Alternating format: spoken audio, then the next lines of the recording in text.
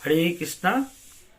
আজ যে বিষয়টির উপর আমি আলোচনা করব সেটি হচ্ছে রসুন পেঁয়াজ। রসুন পেঁয়াজটা কি আমিষ জাতীয় খাবার নাকি নিরামিষ? এটা অনেকের মনে একটা ভ্রান্ত ধারণা যে রসুন পেঁয়াজ আবার কিভাবে আমিষ হয়। সেটা তো এক ধরনের সবজি, সেটা আবার কি করে আমিষ? মাছ, মাংস, ডিম এগুলো তো বোঝা যাচ্ছে যে এগুলো আমিষ, কিন্তু রসুন পেঁয়াজ কিভাবে আমিষ হতে পারে? হ্যাঁ, তো চলো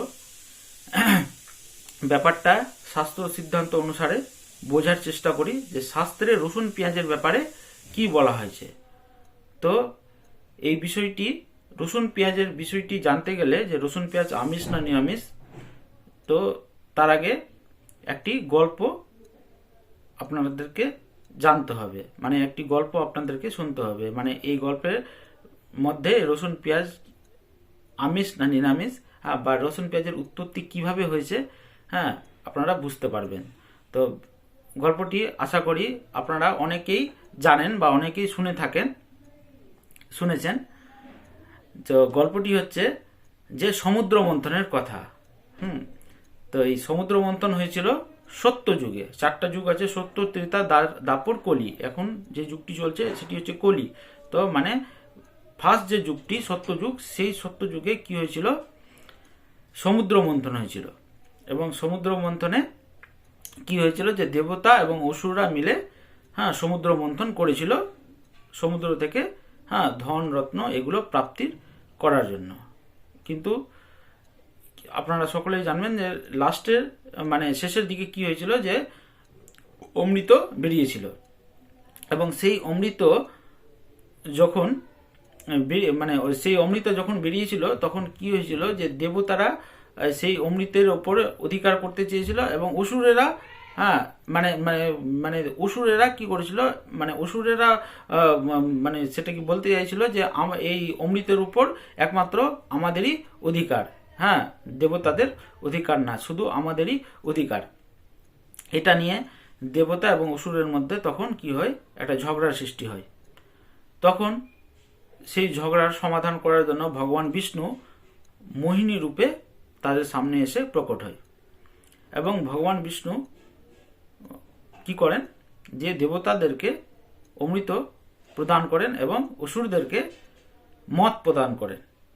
এবং ভগবানের এই বিষয়টি অসুরদের মধ্যে একজন অসুর, রাহু নামে একজন অসুর, সেই বিষয়টি একটু বুঝতে পেরেছিল এবং সে তখন দেবতাদের দলে দেবতা ছদ্মবেশ ধারণ করে ঢুকে পড়ে। এবং এই যে সে দেবতা ছদ্মবেশ যখন ধারণ করে এই এই মানে সেই সময়টাতে চন্দ্রদেব এবং সূর্যদেব সেটি লক্ষ্য করেছিল, মানে সেটি তারা বুঝতে পেরেছিল যে এ অ্যাকচুয়ালি দেবতা নয়, এ একজন অসুর। দেবতাদের ছদ্মবেশ ধরে আমাদের দলে ঢুকে পড়েছে। এবং যখন ভগবান বিষ্ণুর মোহিনী অবতার রাহুকে যখন অমৃত দিচ্ছিল, তখন সূর্যদেব এবং চন্দ্রদেব তার আসল রূপটা মোহিনী অবতারের সামনে বলে দিল যে এ হচ্ছে রাহু, এ অসুর নয়, এ দেবতা নয়। ততক্ষণে রাহু কি হয়েছিল যে অমৃত পান করে ফেলেছিল। তারপর ভগবান বিষ্ণু মানে অমৃত তার গলা পর্যন্তই এসেছিল, তখনই ভগবান বিষ্ণু তার সুদর্শন চক্র দিয়ে রাহুর গলাটা কেটে ফেলে। তো তার যখনই ভগবান বিষ্ণু তার সুদর্শন চক্র দিয়ে রাহুর যে গলাটা কেটে ফেলে, তখনই রাহুর যে রক্ত, সে রক্তটি পৃথিবীতে এসে পড়ে এবং তার রক্ত থেকে এই রসুন এবং এই পেঁয়াজের উৎপত্তি হয়। তাই ভগবান বা কোনো দেবী ভগবান বিষ্ণু বা রাম মানে ভগবানের ভোগে বা কোনো দেবী দেবতার মানে ভোগে প্রসাদে এই রসুন পেঁয়াজ জাতীয় কোনো খাবার তাই দেওয়া হয় না। তো এই রসুন পেঁয়াজের উৎপত্তি একটা বিষয় জানতে পারলেন আপনারা যে কিভাবে রসুন পেঁয়াজের উৎপত্তি হয়েছে। রসুন পেঁয়াজের উৎপত্তি এই গল্প অনুসারে যে রাহু কেতুর রক্ত থেকে রসুন এবং পেঁয়াজের উৎপত্তি হয়েছে। তাই আরেকটি মানে এই রসুন পেঁয়াজের উৎপত্তির আরেকটি গল্প, আরেকটি গল্প আছে, সেটি অগ্নিপুরাণে পাওয়া যায়। এই মানে যে গল্পটি, আরেকটি যে গল্প আছে সেটি অগ্নিপুরাণ থেকে আছে। হ্যাঁ, অগ্নিপুরাণে এর উল্লেখ আছে। যে গল্পটি হচ্ছে যে একজন ব্রাহ্মণ, বেদাজ্ঞ পণ্ডিত, ত্রিকালদর্শী ব্রাহ্মণ ছিলেন। এবং তার পত্নী যে ছিলেন তিনি গর্ভবতী ছিলেন। ত্রিকালদর্শী ব্রাহ্মণ বলতে একটু বলে দিই, ত্রিকালদর্শী ব্রাহ্মণ হলেন যিনি প্রেজেন্ট, পাস্ট, ফিউচার মানে অতীত, বর্তমান এবং ভবিষ্যৎ তিনটি দেখতে পারেন। এটি একটি দিব্য দৃষ্টি, মানে একটি দিব্য দৃষ্টি হলো, দিব্য শক্তি হলো। যা মানে এই দিব্য শক্তি যিনি প্রাপ্ত করেন তিনি প্রেজেন্ট, পাস্ট, ফিউচার মানে তিনটাই মানে প্রেজেন্ট, পাস্ট, ফিউচার তিনটিই দেখতে পারেন। আর এই মানে যে প্রেজেন্ট, পাস্ট, ফিউচার যিনি দেখতে পারেন তাকেই ত্রিকালদর্শী বলা হয়। তো এটা সেই ব্রাহ্মণের, যেহেতু ব্রাহ্মণের পত্নী এই বিষয়টি জানতেন যে তার স্বামী ত্রিকালদর্শী আছে। এবং একদিন কি হয়েছিল যে ব্রাহ্মণ, সেই ত্রিকালদর্শী বেদজ্ঞ পণ্ডিত ব্রাহ্মণ, তিনি যেহেতু বেদজ্ঞ পণ্ডিত, মন্ত্রতন্ত্রে বিশারদ ছিলেন এবং তিনি একটি গোমের যজ্ঞ করেছিলেন। এবং সে সময় তার পত্নী গর্ভবতী ছিলেন। এবং গৌমের যজ্ঞতে কি হয়, যে গৌমের যজ্ঞতে একজন বয়স্ক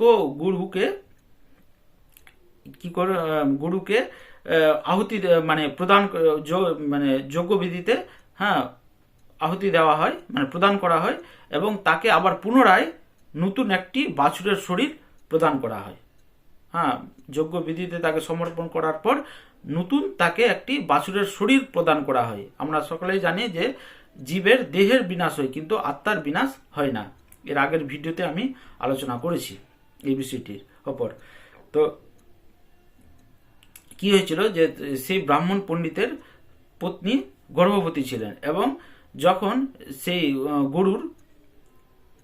গরুর মাংস যজ্ঞবিধিতে প্রদান করা হতো, মানে করবেন, তো সে সময় এক টুকরো মাংস তার মানে কি হয় যে ব্রাহ্মণ পণ্ডিতের যে পত্নী ছিল তার, যেহেতু তিনি গর্ভবতী ছিলেন, সে সময় তার প্রচন্ড জোরে খিদা পেয়ে গেছিল।